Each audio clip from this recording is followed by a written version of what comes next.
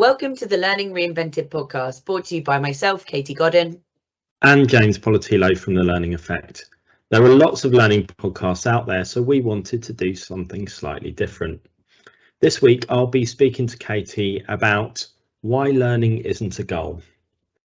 So Katie, this is one of the key mantras that we live by as a business. Do you want to sort of set the scene and talk through with our listeners why we strongly believe that learning itself is not a goal you should be aiming for? I think when we first start talking to our clients, we kind of really take things back to the very beginning. So like what the purpose is that they're trying to achieve, for example. So I'm really understanding their business. So we want to understand like the context of their business, what the purpose of their business is, and what they're then trying to achieve with that, what their goals are going forward, etc.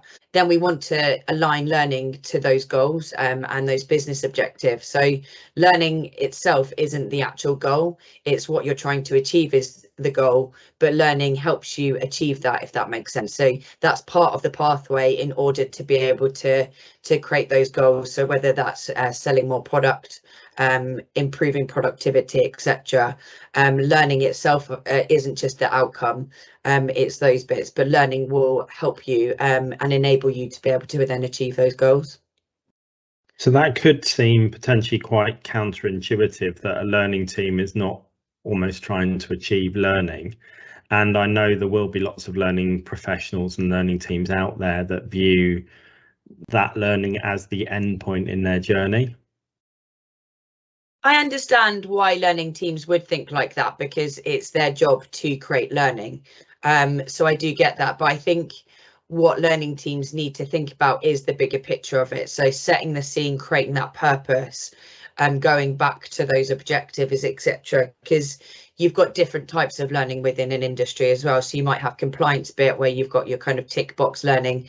Again, the doing the learning itself isn't the outcome of that. Being compliant and legal is the outcome of that. So it doesn't just stop there, right? Because you need to then do kind of yearly refreshers, whatever that might be, in order to kind of keep those boxes ticked. So I think if people thought about it in a different way, they'll start to understand that it doesn't just stop when the learner stops learning, because again, they might want to go somewhere else in their career, they might want to increase their learning. And I think learning's always being done, but we don't necessarily realize it sometimes, like reading an article, you're gaining knowledge, whether you like to think that you're learning or not, but you are, because you're reading something that you might not necessarily know and you're learning about something. So I think it's just having that awareness that learning isn't necessarily one way and then it stops. We're constantly doing it, and we're doing it for a reason.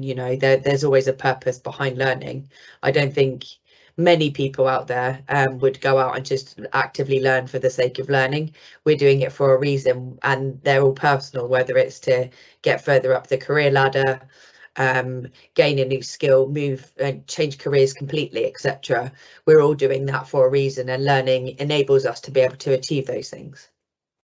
I'm guessing that if you take learning in that silo perspective, you may not have the outcome you want, because getting a promotion is probably not just doing learning. Being a safe organisation is not just doing learning. So if that is where you end, you're not going to help people achieve those end goals and maybe create a realistic path to achieve those goals either. Yeah, and to be fair, from my experiences like when I've worked in businesses where learning is just like the end goal, just to tick that box, they haven't really had like a really pure learning culture. So like you'd often find that learning would be done like in your induction within the first couple of weeks, just to get it out of the way, and you wouldn't hear from learning again. You might get an email reminder a year later to say you need to do fire safety because that's expired, but again, that would be it. Or you might talk about it on your annual reviews and things like that, but that's purely just to kind of tick a box again to say, look, I'm doing my development, etc. So I think the organizations and learning teams that are kind of purely focusing on that aren't necessarily creating that really great learning culture where it's okay to learn. It's kind of more a necessity and a tick box, like I said. So if we've got learning teams that are in that way of they're almost expected just to deliver something like an induction, some compliance learning, they've got very sort of strict boundaries as to where they go. I'm guessing that's why those learning teams might be more expendable when we get into some of the difficult and challenging times like we face at the moment, in terms of difficult economic times, companies facing cuts and pressures on all sorts of costs, and we're starting to see learning teams, people in learning vendors being laid off, and that possibly contributes to that. Yeah, definitely, which I think is a shame, because I think learning and doing an induction, I think that's really necessary as well, because if you've ever started in an organization and you've just rocked up on day one and you haven't got anything, it feels really daunting, I think, or it has done for me personally, and you don't feel very included in that. Whereas if you might have had a bit of pre-onboarding before your start date, so you might have a bit of an introduction to what you can without actually physically starting on the day, you've got that flavour of what the culture will be like, what your workplace will be like. And then if you have a really great induction, that's all learning, and it is necessary, you know what I mean? But I think it's just how teams approach those things. And then I think that really sets the scene for how you can then create that learning culture going forward. Because I think if you don't have that, and if teams just get rid of learning teams that are creating that stuff for budgetary reasons, and I understand why teams can see why they are probably one of the first ones to go. But it's just a shame, because I think it is a really important piece to have that really great piece of learning there. But I think it's learning teams sometimes need to think about it slightly differently to create that really good learning piece, not just have loads of online courses that you have to sit and click through and you're just left in the corner on your own. You know, like have really engaging content where you might have to get up and walk around and go and see an office or go and see your site or whatever. And have videos like infographics. I think it's the way that you do actually create that can help with those engagement bits. But I think it's still important. I don't think you should necessarily cut them out of the budget, even though it might look like an easy option to do.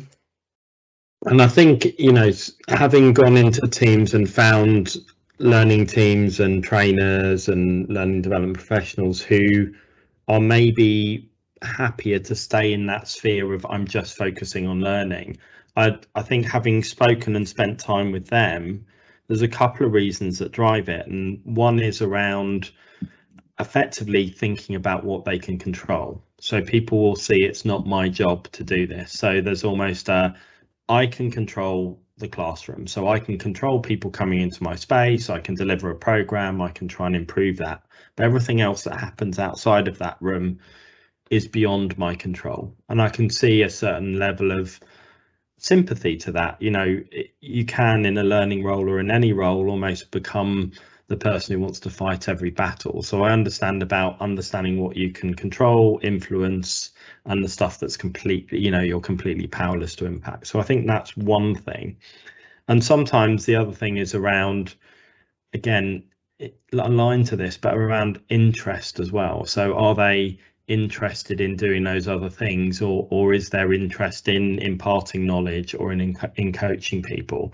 And do they have the skills, confidence, awareness, time, reward, motivation to actually get involved beyond just actually I'm measured and rewarded on people walking out the end of this session and, you know, ticking off a happy sheet to say that they've enjoyed it or they've had a great day. And it's more about that immediate experience than it is about the long-term impact, because that is beyond our control, and I can just control how nice the experience was or how fulfilling that immediate experience it was, rather than the bigger picture stuff. Yeah, and I think there's a third point to add to that as well. It's kind of like the fear of that. So the fear of it not actually going right, or actually understanding the impact of what your learning has on whatever you're trying to achieve. So for example, if you're trying to increase sales and you're working with a sales director to align your learning, however that's delivered, and you want to increase that, and it doesn't necessarily work straight away, because obviously you're going to have to go back, tweak things, and like keep learning from everything. You're not going to just create something and that be it. But, you know, I think a lot of people, especially in learning, to kind of have that fear of it. If it doesn't work, am I going to just get sacked or whatever, you know? And like you said, that goes back to control, because they can't control that. But for me personally, if you don't understand what impact your work's having on the wider situation, what's the point of doing it? That's what I thrive off. I like looking at data. I like seeing where there are correlations between, if someone's doing great learning, does that improve their sales? Does that improve their productivity? You know, like, are you then reducing health and safety risks because you're delivering great learning, etc.? All of those things that learning does impact on, we just don't necessarily have those really good correlations at the moment, because I think learning still sits quite siloed within a business and it's just there to do, you know. And I think there's too many businesses where it is just at the beginning, go in, do a bit of learning, and we haven't got really great learning cultures yet. And I think it's a shame. But when you start to realize that the correlations between everything and learning can impact all of those things, I think it'll be a lot better, and I think people experience learning a lot better. Yeah, and I think you make an important point there about fear and accountability, and almost the culture around how different functions interact and work together. Because I've certainly been in businesses where, take for example, a sales or operational function are quite happy to claim victory when sales are going well, or when a new initiative goes well, and they're happy to own that and to support it and advocate it. However, if things aren't going well, the amount of times I've seen it's due to something else, and it's not always just learning or training, but it could be the IT system's the problem, it's recruitment haven't got us the right people, it's the learning or training team our people aren't trained enough, or they don't know enough. And again, there's a certain level of not taking accountability and ownership of all of those things. And this is maybe where the learning culture breaks down, because there's not a collective, collaborative responsibility of trying to drive performance. It's almost someone is trying to claim victory or pass the buck for different things. And within that type of environment, I can very much understand why you will just try to stay within your tram lines and not try to go outside that, because that's probably a dangerous place to be, because you just set yourself up to be more accountable for stuff you possibly don't have any control over and only have a certain amount of influence.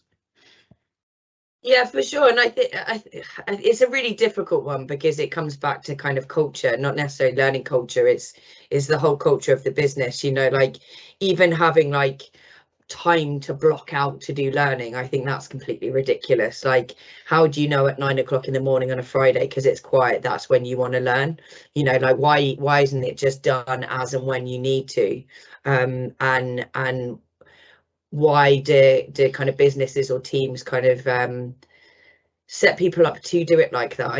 It's just something that I don't agree to. But changing culture and learning culture, etc., they're not easy things, and it isn't going to happen overnight. And I think as more people start to realize the importance of learning and how they impact their departments, like I think COVID helped to a degree, but it might have kind of gone back a little bit since kind of lockdown's been lifted, etc. But I think that saw the importance of learning within businesses, because things change literally overnight, and you had to train your people really quickly on kind of new regulations, new rules, etc. So that kind of highlighted the importance of having a great learning team. And if you hadn't quite done that before COVID, it was a bit more trickier to do, and kind of create those guidelines, set those regulations, and do that quickly and engaging. But yeah, I think it does all come back to that, and hopefully people can start to see that correlation, and hopefully people will start to make those changes to make it more easier, and let learning teams be accountable for that, but don't blame them for that, you know. So like, work together to achieve those outcomes, because everyone at the end of the day is playing for the same team. You know, you want to all still have jobs at the end of the day. You don't want to destroy the business. But I think teams sometimes kind of go against each other to have that blame game, but that's again down to culture. So I think that's an interesting point you make around sort of setting time aside. And I think it goes back to the original question of what's purposeful learning, and learning isn't a goal. And it feels to me like if you're in an organization that's having to set time aside, in some way you could view that as really positive. So we are bought into learning, we're creating a learning culture. However, that feels to me like learning is the goal. So spending that time learning could almost be the goal. Now, you could rephrase it or reposition it and say, well, that's about time to enhance your performance. And you can do whatever you need to enhance performance during that time, which may just be doing your job. It may be doing some learning. It may be, going and seeing another team, whatever it happens to be. But that could be one way you badge it. And then I look at it another way and think that if I've really created buy-in from my team or my business and the people across my business to understand what it is that they're trying to achieve, whether that's for their current role or whether it's career progression, job change, or understanding the necessity of learning new skills, so something like AI or whatever it happens to be. If I've done those things, then what it should mean is that I will necessarily make the time, because if something's important to me, I will always find time to do that. We know that that's human nature. We manage to squeeze in the things we need to do or have to do. There might be a point where you're trying to change the culture and you're empowering people to do that, and having the permission of the time to do learning might be a way of allowing people to own that space. But again, we've seen in numerous examples where it's just been this time put in that often people don't know what to do with that time, or it becomes a bit like a Netflix session where I'll just aimlessly go through some learning for 2 or 3 hours just to tick the box and show that I am playing the game, rather than I'm really doing something that drives my purpose or the business purpose or my performance.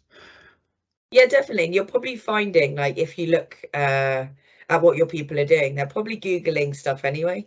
So like if they haven't got that learning that's readily available on whatever format you kind of produce it in, whether that's online training, workshops, whatever, if they can't find the information, they're not going to wait to the 9 o'clock on a Friday morning because that's learning time. They're going to Google it. So my thinking is, why don't you have that great learning there that's really easily accessible? We spoke about Google before, like there's so much, such a raft of information on there. Like, how do you know as like the learner which bit that you're getting right that correlates to your business? Whereas if you had that internally and your business was providing that kind of work Google, you're able to do that anyway. So I think it's just making it easier and making learning more accessible for people, but understanding they're not doing that as their end goal. They're doing it as part of their end goal. It all comes down to that. No one stops at learning and then just goes, yeah, ta-da, I've done it. Like in an induction, that's why it's done at the beginning. You don't do it at the end of the job, you do it at the beginning, because it enables you to have a better start when you're starting a company and and a new job. So you're not going to do that midway through it at the end, are you? Because there's no point then. No, and I think that's sometimes why you might end up with low attendance rates or high booking and low attendance rates of something that, learning can end up as the number 10 on your to-do list because you just haven't got time, or actually it's not important. But like you said, even if it's long-term learning, eventually that will hit the top of your importance list or your to-do list. And it's also thinking about those different things that people are trying to put in place. So it might be that you can say, well, people will learn in the flow of work or whatever the badge is, by Googling, by asking someone, by trial and error, by accessing their learning system, all sorts of just-in-time content that might be available. You've then got maybe a longer term journey. So I want to learn how to code in a new language, or I want to move through to being a line manager where I'm an individual contributor. And that's more of a journey we can help as learning teams to navigate people through. But I think, again, human nature is some people will take that and drive and go under their own steam. Sometimes having that programmatically or set dates forces people along that journey. But it's also about thinking, how do we make sure that learners understand that by doing that stuff now, I'm having an immediate benefit. Because sometimes the balance businesses have is, I can't let my person go on that sales training course today because they need to hit their sales figures to keep me in the job by the end of the month, which is counterintuitive for the business, demotivating potentially for the employee, and demotivating for the learning team. So I think there's an element of, again, where learning sits in terms of immediate and gratification and short-term reward against that longer-term investment as well, and how that's positioned and understood and recognised by the business. So how would it be viewed if a sales training team who wasn't developing their people in whatever way you could measure that, but just hitting through short-term targets and burning their people out, how could that be built into a metric to change behaviour? So there's lots of nuance, I think, around all of these aspects.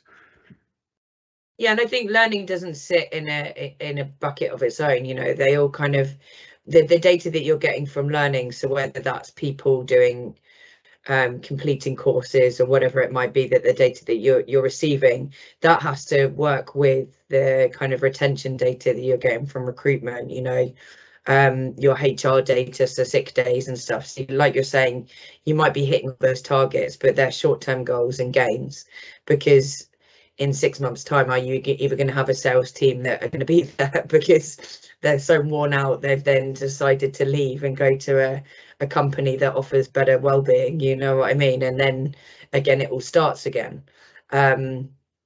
So yeah, I think that comes back to the importance of data that you're getting from it as well, and understanding that data and understanding how to read that, and how you read that with the rest of the business data, and how important that is, but again, it all comes back to, that's still not the end goal, you know what I mean? And using that data to then change up what you are doing. So it's not just creating something, like I said earlier, and then going, well, we've created that training, people are doing it, that's our job done. You constantly need to review that. You constantly need to review where the business is going, what changes have been made, etc., to keep up to date and relevant. Because there's nothing worse than a learner going in and you're reading stuff. I've done it before. I've read courses that the examples are from the 90s, and you're 30 years out of date, you know what I mean? But you don't want that. You want things to be up to date, relevant. So yeah.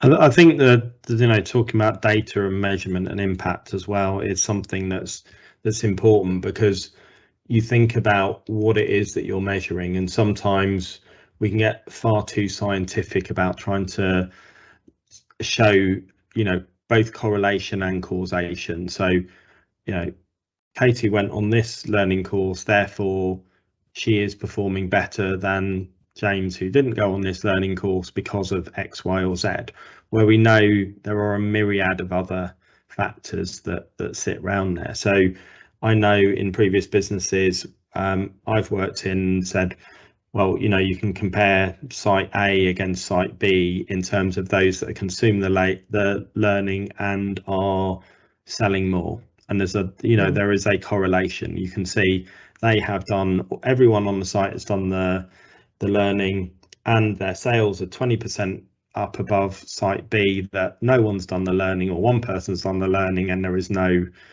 increase or visible increase in their sales or their service or whatever the target is. I think when you step back and look at that, though, everyone on site A is also doing a load of other stuff, because they're a compliant, driven, focused team, and the learning itself, it just happens to be one of the things they choose to do. The fact that correlates and they sell more of that product is probably just down to a wider set of factors as well. And I'm not saying the learning isn't important in that, but it's about understanding the contribution, and that sometimes you can't just get down to that immediate line across. And again, that can be played the other way, of just undermining everything you do. Well, there is no way of showing any impact because it's all too woolly, or there's too many contributing factors. You can't isolate it like a scientific experiment. And I've seen a lot of people talk about evidence-based practice around particular things, and trying to get very scientific on people-based issues. And sometimes I think you need to look more at the nuance of this, that actually having those things in place, having learning, someone using a tool in a particular way, there might not be 100% scientific proof that that's had a direct impact, but is it positively contributing?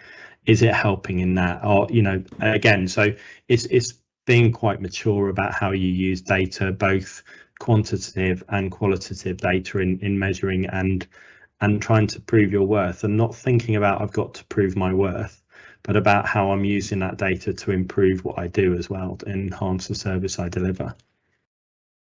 Yeah, I think it comes back to as well, like how you word that, because like you said, there's no way that you can prove that, well, Bob did this course in selling this product and so that's why he sold it.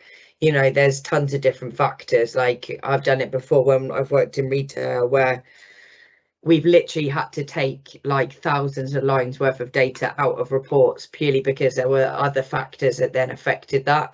So shops have been redone, you know, like shops are in different locations, so you couldn't make that comparison. So you only had like a really small set of data to be able to make that. And again, we weren't allowed to go, and we weren't allowed to say, sorry, that this is why. So we directly impacted it. It's like we were likely to have impacted it because they did the learning. So again, it comes back to how you phrase that. But yeah, I think it's some of it's using common sense as well. Like if you learn about something, so especially if you put it as simple as you're learning about how to sell a product, even if you don't do any training, you know nothing about it and you're kind of blagging it, you might sell it. But if you actually go on, do the training, read up about it, and then have the confidence to be able to talk to a customer about it, you're probably more likely to sell it. So yeah, it's using that common sense and that data and the data that you're getting, but using it in conjunction with the other data that you're getting, and kind of seeing the benefits that way. And like you said, not just disregarding it as well, because I think a lot of people do that, but that's why learning teams, I find, often just use the completion rates or how many times someone's logged in. Like that's such pointless data. It doesn't matter how many times someone logged into a learning system. They could have logged into through SSO or by accident or whatever. It doesn't necessarily mean that they're doing anything. You need to know the stuff that they're engaging with, the correlation between the other bits that they're doing, the impact it's having on that, you know. That's the bit that's really important. It's not that kind of data that doesn't really mean anything, you know. Completion rates isn't anything, especially when you're looking at SCORM courses anyway. You can only get 4 results out of the system. It's so outdated. So yeah, and yes, I think about that. And I think it's interesting to look at, you know, data and how people view it, because data is a source of information that normally drives further questions or interrogation, etc. And I remember getting one particular bit of feedback around people were watching a particular video too often, and that was seen as a negative thing because people in their mind had, I should watch it and get something straight away. So if I'm watching it more than once, it's because it's confusing, because it's badly worded or whatever it happens to be. And when we did some investigation, people weren't actually watching it because it was badly worded. They were watching it because it was full of quality information. They were actually going back in to pick up and digest that because it was a useful video. But, you know, you'd assume from almost one point it's either funny or there's something, a mistake or whatever, but human nature in this case was actually, this was proving to be a useful resource, and people were revisiting it regularly to hone and tip up on the information they needed to perform. So, you know, the initial data and the assumptions made were incorrect, you know, in terms of why people were revisiting. And I think it's having that data is not the be all and end all, but again, part of the journey and part of what you're trying to do to continually improve your learning team. Yeah, definitely. And I think it again comes back to how we view what training or learning is in an organization as well, because I think you've got the people that are at the really traditional end, which think it's just kind of either ticking a box of online training that's generally kind of the compliance stuff, and then it's going to a workshop to find out about something, then it's doing some face-to-face training, you know. That's really kind of that way of learning. But if you look at it like your example with the video, it just makes you think about how you actually learn in your everyday life. Like I think about recipes, so like hot and sour soup, I can never remember how to make that, but you just go onto YouTube. So I've watched that video of how to make that loads of times. You know, if it's just for the ingredients, what I need to actually buy for it, or what the method is, or whatever. But that's why I'm going back to it. But I think people, like the people that took it negatively in your example, they're not seeing it from that, and perhaps they want to see it as a negative because they're in that traditional mindset, and they're in that culture where learning isn't necessarily done like that, you know, and they can't see the benefit of having it like that, whereas there is, and that's why you're rewatching it, because you found it useful, and actually you're not going to just ignore it, and you're going to do it in the way that the video says because it makes more sense to you now, and you can revisit it. I think a lot of training isn't revisited, i.e. courses, because either you can't get on them once you've done them because it's that tick box and then they're done and you can't access them for another year because of licensing, or they're too bloody long and you don't want to sit there and click through them, you know what I mean, and you can never find that information again. So I think it's that real shift in mindset to understand why you've got the differences in learning and that side of things as well. So maybe to help sort of sum up and draw this conversation to a close for people, if you were sat in a business and someone was saying to you, what's the point of a learning team? If it's not there to deliver learning, what is the point of a learning team? The point of learning teams is to produce learning, and I think that that's part of it, you know what I mean, but I think it's making sure that people understand that's not just the sole point. I think for me, a learning team, you need to be in the business, you need to understand the business, you need to understand the different departments. Like, I don't think you should just go in as a learning team, sit there siloed and not understand how the business operates, not understand what they do. You know, go and visit those teams, go and get to know the business, get to understand how it runs, and then always come back to what the business is trying to achieve. Because I think if you sit there and you're doing what you think it should be doing, but you don't know what it's doing, you know, that's when you're going to become unstuck. That's where things like when the budgets are coming into talks and things like that, that's when you're going to be a bit more unstuck than teams that are really involved in the business and their learning teams are really aligned to that, because they'll be having the great conversations with stakeholders to make sure that their learning is beneficial to their teams and the operation of the business. I think if you sit there in silo and you're doing what you think you should, that's, yeah, your assumptions aren't always right, you know. So I think that's been useful to go through and sort of set that scene and just redraw where learning's positioned, how it contributes to the success of individuals and the business. So if people want to tap in and find out more about your thoughts and expertise on how learning can contribute to business and how people can enhance and evolve their learning functions, what's the best way of them doing that? So they can get in contact with us. So they can either go to our website, so the learningeffect.co.uk, and we've got contact forms and you can find out a little bit more about what we do as a business. I'm on LinkedIn with Katie Godden, and my link to LinkedIn is in the show notes below, so they can go and find out more there and get in contact and we can have a conversation. Great to catch up. Thank you. Well, thank you very much. Thank you for listening to this episode of the Learning Reinvented podcast. We hope you enjoyed it. If you've not already done so, please follow our podcast. And if the Learning Effect can help you and your organisation, please do get in touch. You can find both James and Katie on LinkedIn, and our contact details are in the show notes below.